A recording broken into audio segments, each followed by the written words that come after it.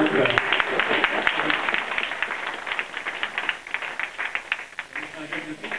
eu 18 ans avant-hier, donc je suis cette fameuse tête de liste en Seine-Saint-Denis, une liste composée de 29 personnes, aussi diverses, compétentes que dynamiques. Je pense que celles et ceux qui sont mes amis sur Facebook peuvent le constater au quotidien.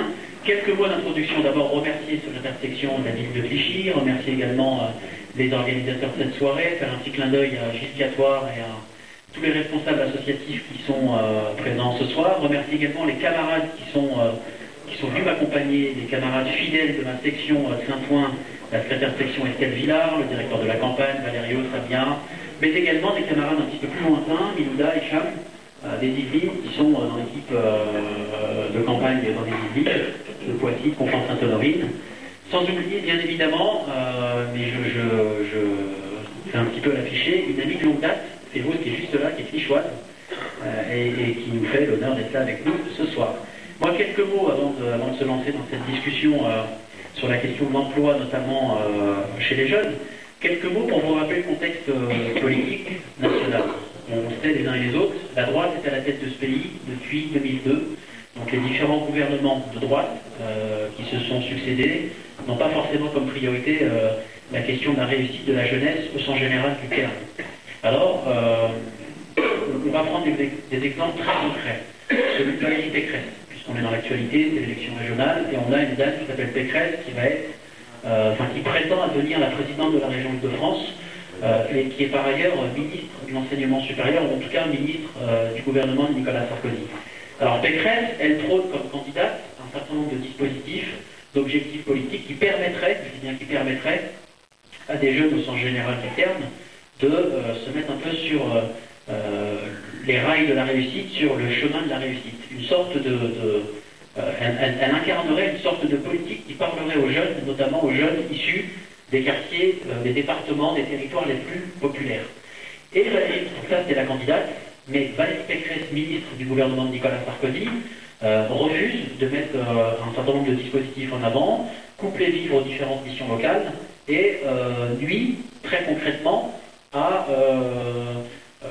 cette volonté qu'ont les jeunes de se former, de suivre un apprentissage, ou en tout cas de reprendre confiance dans les valeurs de la République qui leur permettront peut-être de sortir très vite de situations parfois catastrophiques.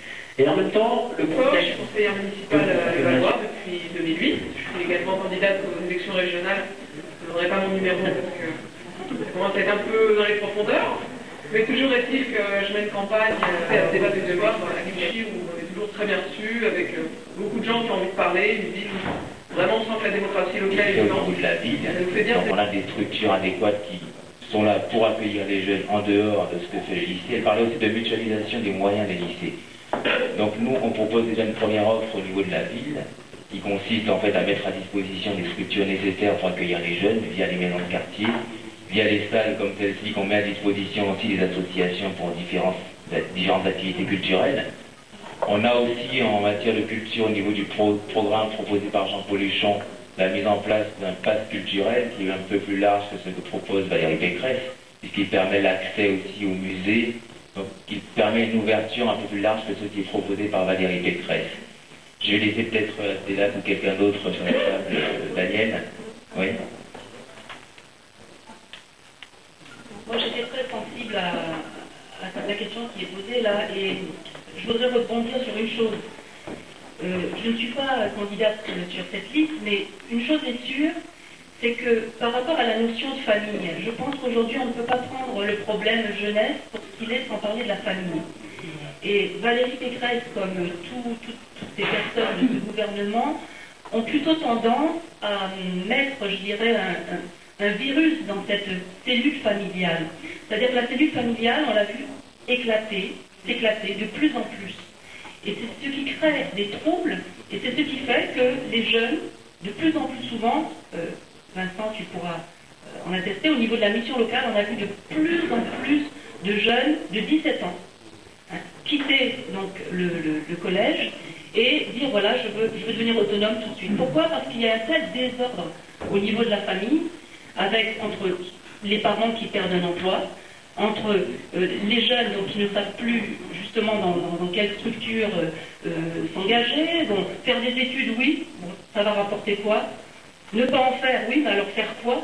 Donc, très tôt, on a toujours ce besoin d'autonomie quand on est jeune, mais une chose est terrible, c'est ces deux notions ont vraiment une vision claire de leur avenir. Je ne pense pas. Je crois que nous, en tant qu'élus de gauche municipaux, futurs élus régionaux, nous avons une lourde responsabilité d'aider ces jeunes, de leur redonner le sens des valeurs, et ça commence par les valeurs de la famille, et de leur permettre de prendre le temps. Parce qu'aujourd'hui, on nous bouscule. Il faut aller vite, il faut aller très très vite, il faut gagner beaucoup d'argent. Ça, c'est du pipeau, on le sait bien, d'accord? Donc, il faut prendre le temps, et ça, on peut le faire. Et si c'est une réalité, Mme Pécresse, elle a découvert des choses qui se font depuis longtemps. Si vous allez au lycée Onfray, tous les soirs, il y a des cours, et surtout au lycée Newton, NREA, il y a un Greta, mais c'est des cours pour adultes. Il ne s'agit pas d'ouvrir le soir pour prolonger la scolarité des enfants. C'est d'utiliser les locaux, ce qui se fait pour les adultes. Donc Mme Pécresse, elle a découvert des choses qui se font depuis longtemps. Si vous allez au lycée Onfray, tous les soirs, il y a des cours, et surtout au lycée Newton, NREA, il y a un Greta, mais c'est des cours pour adultes. Il ne s'agit pas d'ouvrir le soir pour prolonger la scolarité des enfants. C'est d'utiliser les locaux, ce qui se fait pour les adultes. Donc Mme Pécresse, elle a l'air de chercher des fois, fait des gros efforts, et vraiment pour mettre des équipements sportifs à la disposition le soir. Mais Mme Pécresse, effectivement, je peux dire tu demandais justement un accès à plus de culture, à plus... C'est ça, hein, tu vas dire. Ben, concrètement, justement, ça tombe bien parce que nous, on a dans le programme, on a ce qu'on appelle le passeport mobilité. Et dans Manuel en a touché deux mots. Il y a effectivement des dispositifs qui existaient déjà. Il y avait les tickets art d'une part et les tickets loisirs d'autre part. Tout ça, ça va être fusionné. Donc maintenant, avec un seul ticket qui va être subventionné par la région. On n'a pas encore tous les détails de comment ce dispositif va être clairement mis en place, mais les jeunes auront droit à la fois à du sport, à de la culture. Ça concernera autant le monde sportif que le monde de la tout le monde connaît les problèmes de l'Internet. Je sais qu'il y a eu des petites réunions il n'y a pas longtemps sur le devenir de la ligne 13. Quand on prend le métro tous les matins pour aller au travail, c'est une sinécure. Donc c'est pour savoir un peu au niveau de la région, je sais que la problématique du Grand Paris, savoir comment ça allait se passer. Donc ça, c'était une première question. Et puis la deuxième, c'est en banlieue pour éviter les passages par Paris systématiquement. Donc c'est ça la différence entre les deux projets de transport, celui de Blanc et celui de Jean-Paul Huchon. Donc concernant la ligne 14 fait partie du projet de Christian Blanc. Et dans le projet de Christian Blanc, il n'envisage pas de station à Clichy. Donc si nous, on décide de ne pas faire de prolongement de la ligne 14 jusqu'à Saint-Ouen, on court le risque de voir passer en fait devant nous une ligne 14 qui ne s'arrêtera pas à Clichy. Donc je pense qu'il faut saisir l'opportunité de faire cette ligne 14 jusqu'à Clichy.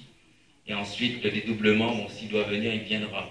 Mais en tout cas, l'opportunité d'avoir 2 stations supplémentaires, je pense qu'il faut saisir cette opportunité de ne pas laisser le métro passer devant nous sans arrêter. On le met sous tutelle, et donc c'est une mainmise du pouvoir d'État comme on n'a pas connu depuis le Second Empire. C'est extrêmement dangereux. Donc là, vous avez un bulletin, mais si vous ne l'exprimez pas, on va, nous les élus, vous tous, perdre le pouvoir. Hein, c'est l'État qui prétend diriger. Donc c'est un enjeu très important de ces élections. Sur la ligne 13, c'est vrai que nous, on s'est battu à Clichy pour dire à l'époque, il est plus communiste aujourd'hui, Guesso, je crois que sur la liste de Fraîche, au PC, mais enfin, on s'est battu, je me souviens d'aller le voir avec Robert Badinter dans son bureau en disant que c'est une connerie de prolonger jusqu'à Gennevilliers tant qu'on n'a pas dédoublé, elle est déjà saturée avant, il faut le faire. Il nous a fait un grand numéro, j'ai récupéré le bureau de Cambacérès, je suis un chevalier de l'Empire, d'accord, mais à l'époque, avec Jacques Brune, qui était aussi ministre,